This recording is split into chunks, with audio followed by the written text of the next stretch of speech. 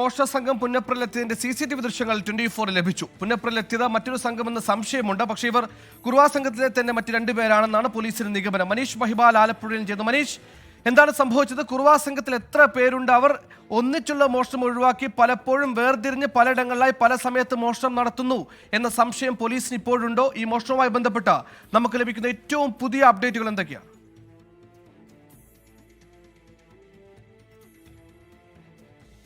സുഹൈൽ, ഇന്ന് പുലർച്ചെ 12:30-ക്ക് ആലപ്പുഴ പുന്നപ്രയിൽ മനോഹരന്റെ മകൾ ഗീതുവിന്റെ 1.5 പവന്റെ മാലയും കുഞ്ഞിന്റെ 1/2 പവന്റെ മാലയും നഷ്ടമായിരുന്നു. കള്ളൻ അടുക്കള വാതിൽ പൊളിച്ചാണ് അകത്ത് കയറി ഈ മാല മോഷ്ടിച്ചുകൊണ്ട് പോയത്.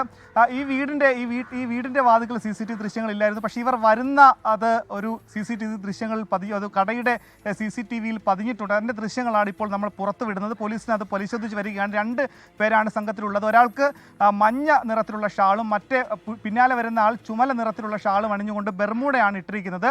കുറുവാ സംഘം ഇങ്ങനെ ഈ വസ്ത്രധാരണത്തിൽ ഈ അർത്ഥനഗ്നരായിട്ടായിരിക്കും പല സ്ഥലത്തും എത്തുക. പക്ഷേ ഇതിനു മുൻപ് ലഭിച്ചിട്ടുള്ള CCTV ദൃശ്യങ്ങളിൽ പലപ്പോഴും ഇത്തരത്തിലുള്ള വസ്ത്രധാരണമല്ല, മറ്റൊരു രീതിയാണ്. പക്ഷേ ഇത് കുറുവാ സംഘമാണ് എന്ന് തന്നെയാണ് പോലീസ് സംശയിക്കുന്നത്. പക്ഷേ അതിന് പൂർണ്ണമായ സ്ഥിരീകരണം എത്തിയിട്ടില്ല. എങ്കിൽ പോലും മണ്ണഞ്ചേരിയിലും ആലപ്പുഴ കോമളപുരത്തും കായംകുളത്തും കരിയിലക്കുളങ്ങരയിലും ചേർത്തലയിലും കഴിഞ്ഞ ഏതാനും ദിവസങ്ങളിൽ ഇവർ വന്നതിൻ്റെ CCTV ദൃശ്യങ്ങൾ പോലീസിന് ലഭിച്ചിരുന്നു. ആ ദൃശ്യങ്ങളിലൊക്കെ തന്നെ മനസ്സിലായിട്ടുണ്ട് ഈ മോഷണത്തിൻ്റെ പിന്നിൽ 2 പേർ മാത്രമല്ല. എപ്പോഴും ലഭിക്കുന്ന CCTV ദൃശ്യങ്ങൾ 2 പേരാണ് ഉള്ളതെങ്കിലും പല സ്ഥലത്തും നടത്തുന്ന മോഷണങ്ങൾക്ക് പിന്നിൽ ഈ 2 പേരല്ല മറ്റ് സംഘമാണ്, അല്ലെങ്കിൽ ഈ കുറുവാ സംഘത്തിൽ പെട്ടത് തന്നെ ആളുകൾ തന്നെ മറ്റ് ചില ആളുകളാണ് എത്തുന്നത് സംശയം പോലീസിനുണ്ടായിരുന്നു.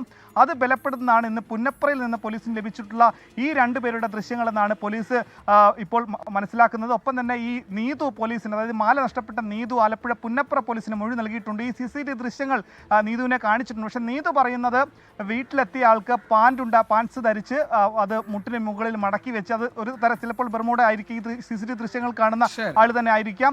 മുഖം മറച്ചിരുന്നു എന്ന് പറയുന്നുണ്ട്. വീട്ടിലെത്തി മാല അപഹരിച്ച് പോകുമ്പോഴും നീതു ഉണർന്നു. പക്ഷേ ഈ പേടി കൊണ്ട് ബഹളം ഉണ്ടാക്കാൻ പോലും സാധിച്ചിരുന്നില്ല. പക്ഷേ നിമിഷ നേരങ്ങൾ കൊണ്ട് ആ മോഷ്ടാവ് ഓടി രക്ഷപ്പെട്ടു. അങ്ങനെ ആലപ്പുഴയിൽ ഉറക്കം കെടുത്തുന്ന രീതിയിൽ ഒരു സ്ഥലത്ത് നിന്ന് മുങ്ങുകയും മറ്റൊരു സ്ഥലത്ത് നിന്ന് പൊങ്ങുകയും ചെയ്യുന്ന രീതിയിലാണ് മോഷ്ടാക്കൾ ഈ രീതിയിൽ പല സ്ഥലങ്ങളിലും അപഹരിക്കുന്നത്.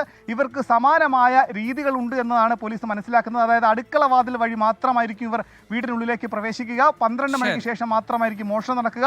ഉറങ്ങിക്കിടക്കുന്ന സ്ത്രീകളുടെ മാല മാത്രമാണ് ഇതുവരെയും ഈ ആലപ്പുഴയിൽ സമാനമായ സംഭവങ്ങൾ മോഷ്ടിച്ചിട്ടുള്ളത്. ഒരു മാസത്തിനിടയിൽ പോലീസ് മനസ്സിലാക്കുന്ന കണക്കനുസരിച്ച് 10-ലധികം മോഷണങ്ങൾ നടന്നു.